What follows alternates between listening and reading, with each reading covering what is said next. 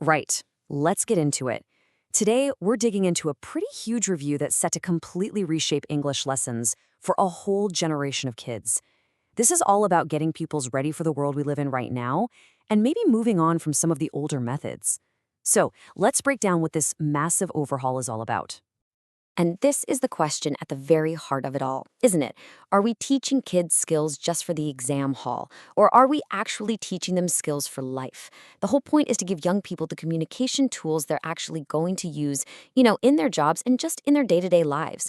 And this review, it suggests we might be falling a bit short. And that's exactly why this is such a big deal. Look, we are not talking about a few minor tweaks here and there. The review is calling for a fundamental, root and branch overhaul of how English is taught. The aim is to improve results for every single pupil, especially those from more disadvantaged backgrounds. So first up, let's tackle one of the biggest changes being proposed, the whole approach to writing and grammar. The idea is to shift away from just learning abstract rules and move towards applying them in the real world. You see, the review found a real problem. At the moment, a ton of classroom time is spent prepping for that grammar, punctuation, and spelling test, the GPS test. And yeah, pupils get really good at, say, circling a front adverbial. But here's the thing. Does knowing the name for that actually help them write a brilliant story or a persuasive argument? The evidence seems to suggest not really. There's a big disconnect. So the new philosophy is all about application over theory. It's a simple but powerful shift. Instead of just spotting grammatical terms, the focus is now on using those ideas to make your writing more powerful, more clear, more persuasive. Grammar stops being a dusty old rulebook and becomes a practical tool in your toolkit.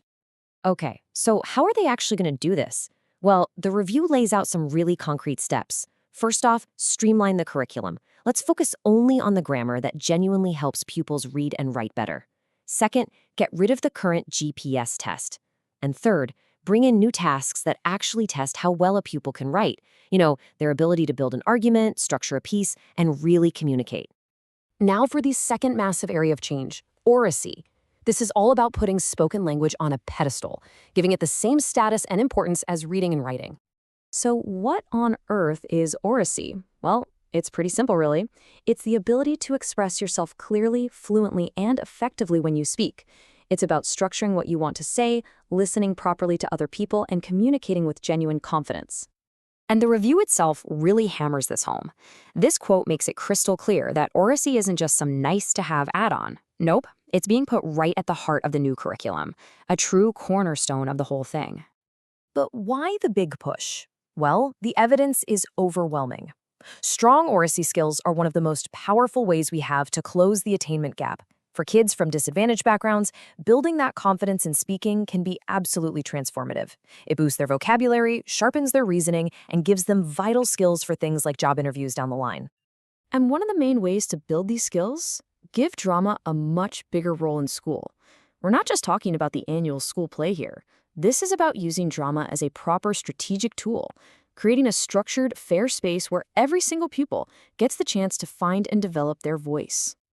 Right, on to the third big theme, and it's a challenge that every parent and teacher knows all too well, getting our kids ready for the digital world. Let's be honest, the curriculum needs to catch up with how we all read and get our information these days. A key part of this is teaching pupils how to deal with what the review calls ephemeral texts.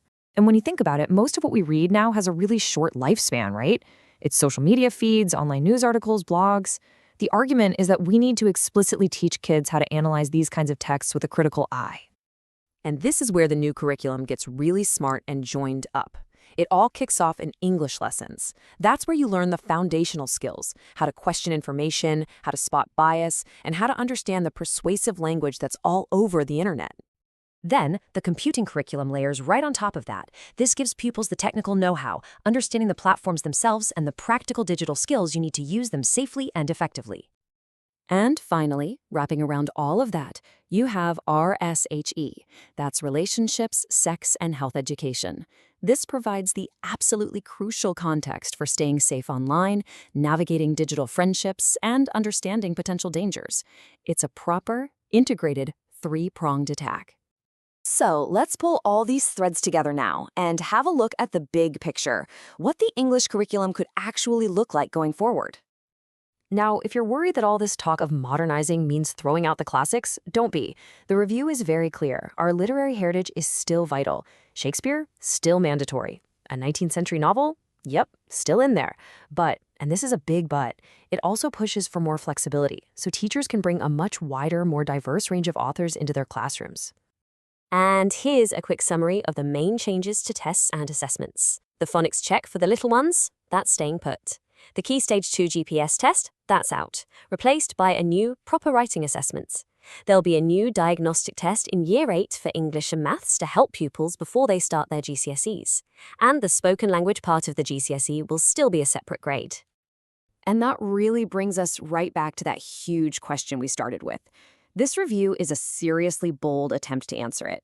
By zeroing in on practical writing skills, championing the spoken word, and properly engaging with the digital world, the goal is to shape a generation of truly critical thinkers and confident communicators. The big question now, of course, is how will schools take this vision and make it a reality?